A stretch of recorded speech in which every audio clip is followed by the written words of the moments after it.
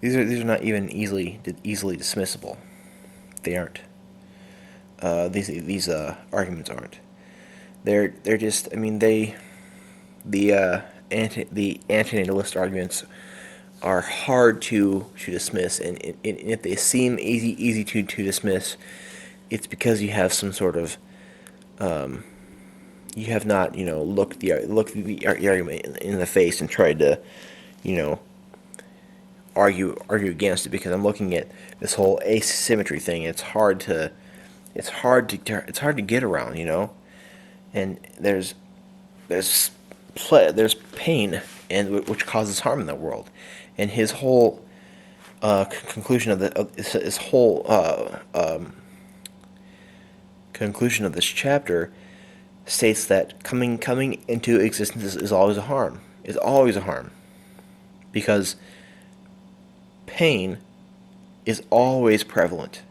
It's always there when you exist. Always. It's always there, and it will always harm you.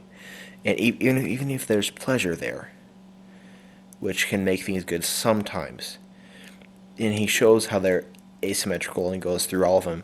And I like the whole Christian Fago one, the whole Matrix, where preference existing, then you have good and bad, and then you actually compare this whole thing where pain is just not is pain in when you exist, pain is not avoidable at all, but and also when you exist, pleasure is always avoidable.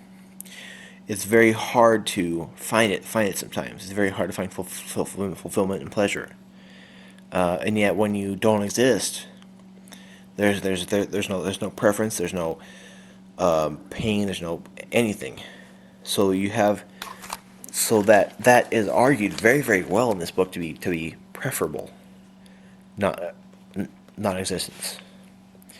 So I think that's, I mean, because of these asymmetries, you cannot go by the cost benefit analysis of the cheerful, as Benatar would call it. You just can't, because that's not how the world works. And I like this book just because it shows the way pain and pleasure really is. And I used to go by the cost benefit analysis of the cheerful. I did last year, and I posted I posted videos against the antinatalists, and I got a lot of response about it, because I was going by that analysis, and that's not how the world works. And I don't agree with antinatalism. I myself am a Christian, and I believe and I believe in God, and I believe that we should all still procreate, because we have a way of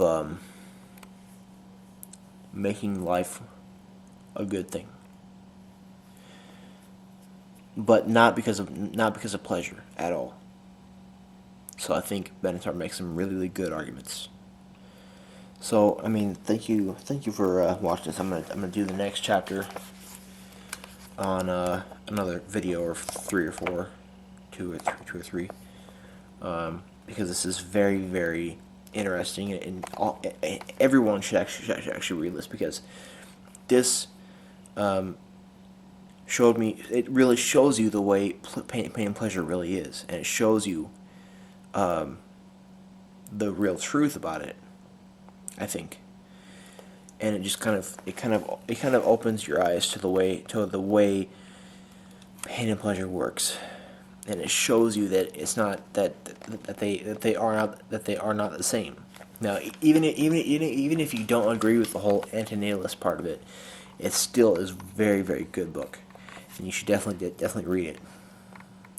And yeah, I really like it. So it's like 4 in the morning, so I'm gonna go to bed. And I'll probably do some videos on Thursday, because I work tomorrow and Wednesday, and I don't know, I might do some tomorrow Wednesday videos, But definitely on Thursday. So I'll see you guys on Thursday, if not sooner.